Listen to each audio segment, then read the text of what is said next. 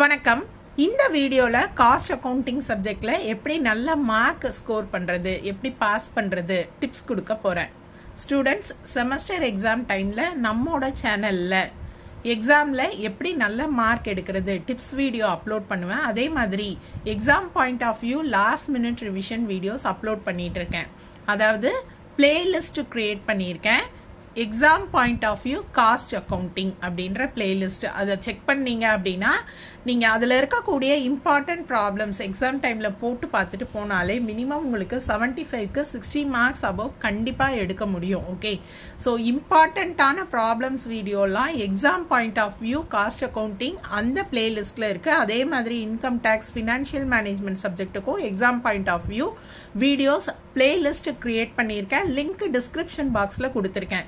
அதே போல theory subject எல்லாம் 2 mark questions, 5 mark 10 mark theory questions answers வீடியோவா அப்லோட் பண்ணியிருக்கேன். அந்த வீடியோஸ்க்கான லிங்க்கும் நான் டிஸ்கிரிப்ஷன் பாக்ஸ்ல கொடுத்துருக்கேன்.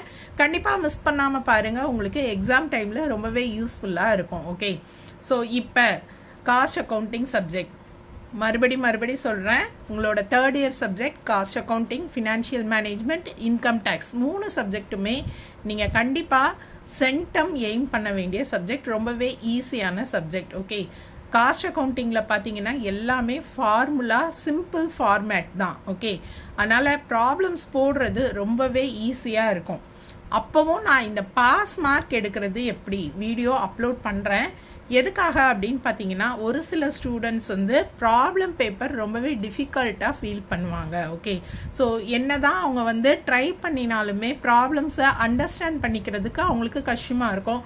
ஒரு சிலர் வந்து ஏதாவது ஹெல்த் இஷ்யூஸ் இருக்கும், ஃபேமிலி சுச்சுவேஷன்ஸால பார்ட் டைம் போயிட்டு படிப்பாங்க. அதனால இது வரைக்கும் அவங்க ஒழுங்கா படிச்சிருக்க முடியாது. லாஸ்ட் மினிட் எக்ஸாம் டைம்ல தான் அவங்க ப்ரிப்பேர் பண்ணுவாங்க. அந்த ஸ்டூடெண்ட்ஸ்க்கு மட்டும்தான் இந்த பாஸ் மார்க்ஸ் எடுக்கக்கூடிய டிப்ஸ். மற்றபடி காஸ்ட் அக்கவுண்டிங் சப்ஜெக்ட் மற்றவங்க எல்லா ப்ராப்ளமும் போட்டு பாருங்க, ஃபார்முலா படிங்க, ஃபார்மேட் தெரிஞ்சுட்டு போங்க, நீங்க கண்டிப்பா 100 மார்க்ஸ் எடுக்க முடியும். ஓகே, ஸோ ஃபர்ஸ்ட் நீங்க அது ப்ராப்ளம் சப்ஜெக்டா இருந்தாலும் சரி, தியரி சப்ஜெக்டா இருந்தாலும் சரி, ஒரே ஒரு கான்செப்டை ஞாபகம் வச்சுக்கோங்க. நீங்க பாஸ் பண்ணணும் அப்படின்னா நீங்க எல்லா கொஸ்டினையும் அட்டன் பண்ணிட்டு வரணும். நான் எல்லா வீடியோலையும் ஃபர்ஸ்ட் இந்த டிப்ஸை தான் கொடுத்துருப்பேன். எதனால அப்படின்னு பாத்தீங்கன்னா ஸ்டூடெண்ட்ஸ் வந்து ஃபெயில் ஆகுறதுக்கு மெயின் ரீசனே என்ன அப்படின்னு பாத்தீங்கன்னா அவங்க வந்து பேப்பர்ல கண்டிப்பா அட்டன் பண்ணிட்டு வந்திருக்க மாட்டாங்க. ஓகே, ஸோ இப்போ 3 10 மார்க்னா ஒரு 10 மார்க் அட்டன் பண்ணிட்டு வந்திருப்பாங்க. 5 மார்க்ல 2 மட்டும் அட்டன் பண்ணிட்டு வந்திருப்பாங்க. அந்த மாதிரி நீங்க பண்ணீங்க அப்படின்னா கண்டிப்பா நீங்க ஃபெயில் ஆகிறதுக்கான வாய்ப்புகள் அதிகம். எல்லா கொஸ்டினையும் அட்டன் பண்ணிட்டா நாங்க கண்டிப்பா பாஸ் பண்ணிடுவோமா அப்படின்னா அட்டன் பண்ணுங்க. எந்த மாதிரி அட்டன் பண்ணணும்னு நான் டிப்ஸ் கொடுக்குறேன் இல்லையா, அந்த டிப்ஸை ஃபாலோ பண்ணி எல்லா கொஸ்டின் ஆன்சர்ஸையும் அட்டன் பண்ணுங்க. ஓகே, ஏன் அட்டன் பண்ணுங்கன்னு சொல்றேன்றதுக்கு ஒரு ரீசன் இருக்கு. நீங்க ஃபைனல் இயர் ஸ்டூடெண்ட்ஸ் இல்லையா, ஃபைனல் இயர் ஸ்டூடெண்ட்ஸ் பேப்பர் திருத்தும் போது எப்பவுமே அந்த ஸ்டாஃப் மெம்பர்ஸ்க்கு ஒரு விஷயம் ஞாபகம் இருக்கும். என்னன்னா நீங்க இந்த வருஷம் முடிச்ச உடனே அரியர் இல்லைன்னா தான் உங்களுக்கெல்லாம் கண்டிப்பா வேலை கிடைக்கும் இல்லையா. அப்ப பேப்பர் திருத்தும் போது உங்களை வந்து பாஸ் பண்ண வைக்கிறதுக்கு முயற்சி பண்ணுவாங்க. அப்ப பாஸ் மார்க் போடணும் அப்படின்னா நீங்க வந்து கொஸ்டின் ஆன்சர்ஸ் எல்லாத்தையும் அட்டன் பண்ணாதான் உங்களுக்கு மார்க் கொடுக்க முடியும் இல்லையா. அப்போ நீங்க விட்டுட்டு வந்தீங்க அப்படின்னா உங்களுக்கு மார்க், அதாவது அட்டன் பண்ணதுக்கு மார்க் கொடுக்க கூட அங்க பேப்பர்ல இடம் இருக்காது. நீங்க சப்போஸ் அதாவது ஒண்ணுமே எழுதலைன்னா 10 மார்க் கிடைக்கும், உங்களை பாஸ் பண்ண மாட்டாங்க. ஓகேவா, நீங்க ஒருவேளை 20 மார்க் 25 மார்க் எடுத்துட்டீங்க, இன்னொரு 5 மார்க் உங்களுக்கு பேப்பர்ல போடலாம், போட்டா பாஸ் ஆயிடுவீங்க. அப்படின்னா நீங்க அட்டன் பண்ணதுக்கு ஒரு 4 கொஸ்டின்ல ஒரு மார்க் கொடுத்தா கூட நீங்க பாஸ் பண்ண முடியும் இல்லையா. இதுதான் வந்து கான்செப்ட். நீங்க எந்த இயர் ஸ்டூடெண்டா இருந்தாலும் தெரிஞ்சுக்கோங்க. ஃபர்ஸ்ட் டைம் உங்க பேப்பரை திருத்துறாங்க, அதாவது நீங்க ஃபர்ஸ்ட் டைம் அந்த பேப்பர் அரியர் இல்ல, ஃபர்ஸ்ட் டைம் அப்பியர் ஆகுறீங்க அப்படின்னா உங்களை வந்து மேக்சிமம் பாஸ் மார்க்ஸ் கொடுக்கறதுக்கு தான் எல்லாருமே ட்ரை பண்ணுவாங்க. ஓகே, அப்ப அதுக்கு முக்கியமான விஷயம் நீங்க எல்லா கொஸ்டின் ஆன்சர்ஸையும் அட்டன் பண்ணணும். எப்படி அட்டன் பண்ணணும்ன்றது தான் இந்த டிப்ஸ் வீடியோ ஃபுல்லா நீங்க பாத்துக்க போறீங்க. ஓகே, ஸோ ஃபர்ஸ்ட் இந்த இன்ஃபர்மேஷன் தெரிஞ்சுக்கிட்டீங்க இல்லையா. அடுத்து அக்கௌண்ட்ஸ் சப்ஜெக்ட் அப்படின்னாலே நீங்க ஃபர்ஸ்ட் படிச்சுட்டு போக வேண்டியது ஃபார்முலாஸ் அண்ட் ஃபார்மேட்ஸ். ஓகேவா, ஸோ பாத்தீங்க அப்படின்னா நம்மளோட காஸ்ட் அக்கௌண்ட் சப்ஜெக்ட்ல எல்லாமே ஃபார்முலா தான், ஃபார்மேட் தான். மேம் இது வரைக்கும் நான் எக்ஸாம்க்கு ப்ரிப்பேர் பண்ணல, இப்போ எப்படி ப்ரிப்பேர் பண்றது, எல்லா சாப்டர்லயும் என்னென்ன ஃபார்முலா இருக்கு, ஃபார்மேட் இருக்கு, அதை நீங்க கண்டிப்பா ப்ரிப்பேர் பண்ணுங்க. இந்த வீடியோல அதெல்லாமும் உங்களுக்கு சொல்ல போறேன். ஓகேவா, ஸோ எடுத்து அதெல்லாம் எழுதி பாருங்க. ஏன்னா அக்கௌண்ட்ஸ் சப்ஜெக்டை பொறுத்த வரைக்கும் ஃபைனல் ஆன்சர் வருதோ இல்லையோ, நீங்கள் ஒரு ப்ராப்ளம்க்கு ஃபார்முலாவை தப்பாக எழுதினா கூட ஸ்டெப் மார்க்ஸ் கொடுப்பாங்க. ஃபார்மேட்டில் வந்து நீங்கள் வந்து ஓரளவு கரெக்டாக ஃபார்மேட்டை எழுதிட்டீங்க அப்படின்னா அதுக்குமே மார்க் உண்டு இல்லையா? அதனால நீங்கள் தெரிஞ்சுக்க வேண்டிய முக்கியமான tips, attend all the question ஆன்சர்னா ஏதேதோ எழுதுறது கிடையாது. ரெலவெண்ட்டாக இந்த மாதிரி ஆன்சர்ஸ் பண்ணுறது தான் all the question answers attend பண்ணுறது அப்படின்றது. ஸோ பார்த்தீங்க அப்படின்னா உங்களுக்கு காஸ்ட் அக்கௌண்டிங்கில் இப்போ ஹால்சே பிளான் கேட்குறாங்களா, ஃபார்முலா இருக்குன்னு தெரியும். ஃபார்முலாவில் நீங்கள் சின்ன சின்ன மிஸ்டேக் பண்ணலாம், மறந்து போகும் இல்லையா? எனிவே அந்த பேசிக் கான்செப்ட் உங்களுக்கு ஹால்சே பிளான்னா இந்த மாதிரி ஃபார்முலா வச்சு தான் எழுதணும்னு தெரியுது. ஒரு காஸ்ட் ஷீட் அப்படின்னா ஸ்டேட்மெண்ட் இந்த மாதிரி தான் ப்ரிப்பேர் பண்ணணும்னு தெரியுது. கண்டிப்பாக ஸ்டெப் மார்க் கிடைக்கும். ஓகேவா? ப்ராப்ளம் பேப்பரில் உங்களுக்கு இருக்கக்கூடிய முக்கியமான அட்வான்டேஜே அதுதான்.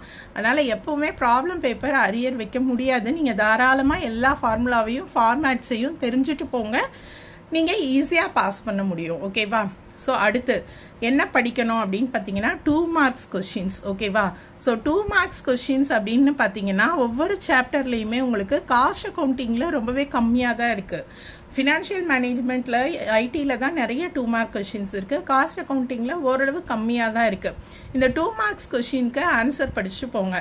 2 மார்க் கொஸ்டின் நீங்கள் வந்து கரெக்டாக ஒரு லைனில் ஆன்சர் கொடுத்தா கூட கண்டிப்பாக உங்களுக்கு மார்க் கிடைக்கும் இல்லையா? இன்னொரு அட்வான்டேஜ் என்ன, attend all the question answer சொன்னேன்ல, 2 மார்க் கொஷினில் ஒருவேளை உங்களுக்கு லேபர் டர்ன் ஓவர் அப்படின்னு கேட்குறாங்க. லேபர் டர்ன் ஓவர் மீனிங் தெரியல, உங்களுக்கு ஃபார்முலா தெரிஞ்சது அப்படின்னா தாராளமாக எழுதலாம். அந்த மாதிரி தான் அட்டெண்ட் பண்ணுங்க அப்படின்றதுக்கு அர்த்தம். ஓகேவா? ஸோ சம்திங் நீங்கள் அந்த சப்ஜெக்ட் ரிலேட்டடாக உங்களுக்கு ஏதாவது தெரிஞ்சிருக்கும், அதை எழுதுங்க. அதுதான் நான் வந்து உங்களுக்கு கொடுக்குற முக்கியமான டிப்ஸ். ஓகே?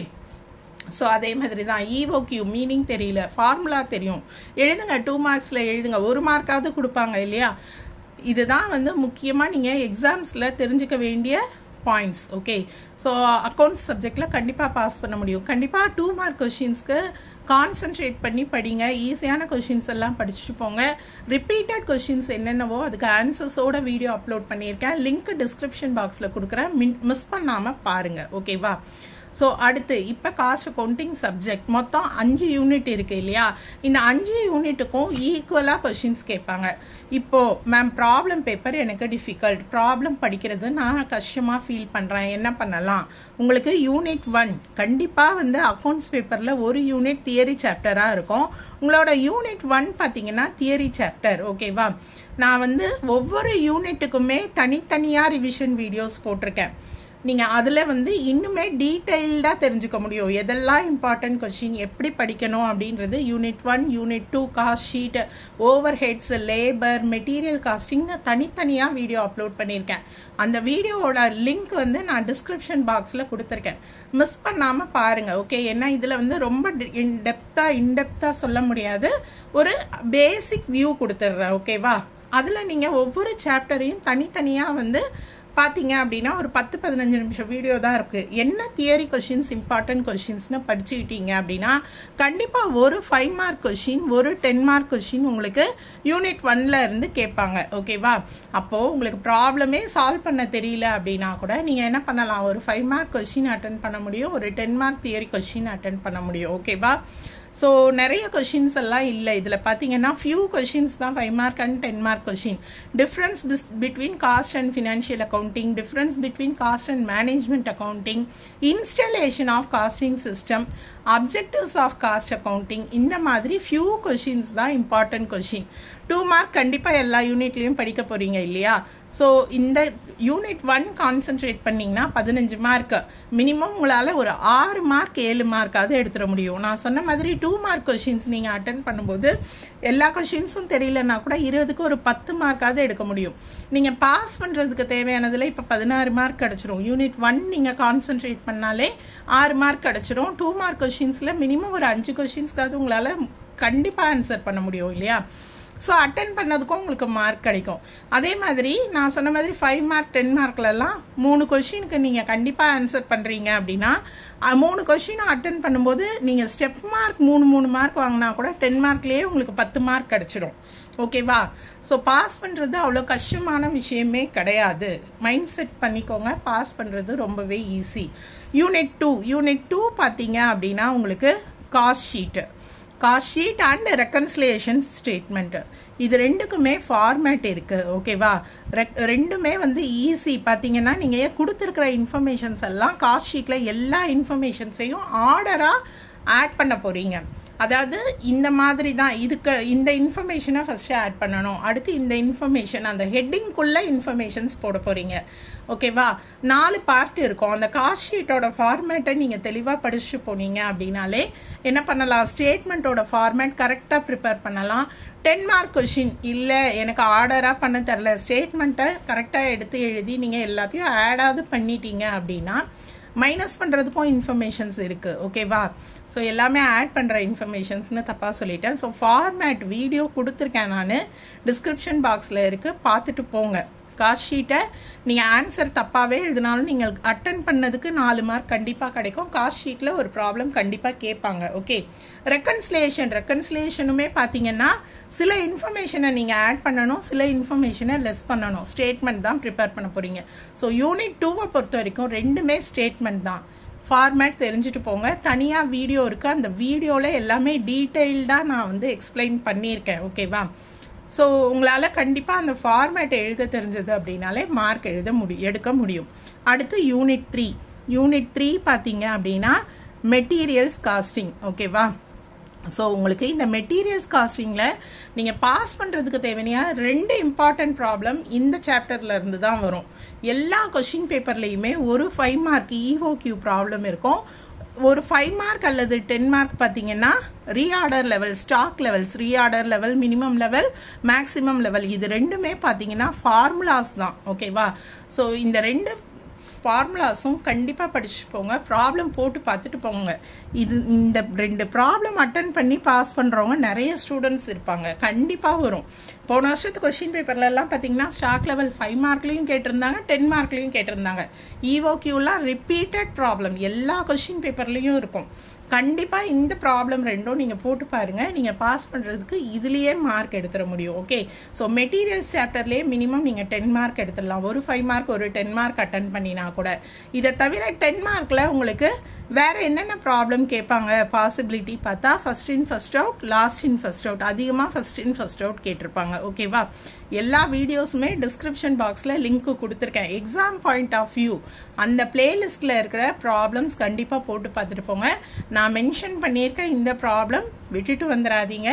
கண்டிப்பாக நீங்கள் பாஸ் பண்ண முடியும். FIFO, LIFO, simple average, weighted average, இந்த 4 சம்மும் கண்டிப்பாக பார்த்துட்டு போங்க. ஓகே, அடுத்து யூனிட் 4 பார்த்தீங்கன்னா உங்களுக்கு labour costing. Okay, so labour காஸ்டிங்கில் பார்த்தீங்கன்னா அடிக்கடி லேபர் டர்ன் ஓவர் கொஸ்டின் கேட்டிருப்பாங்க.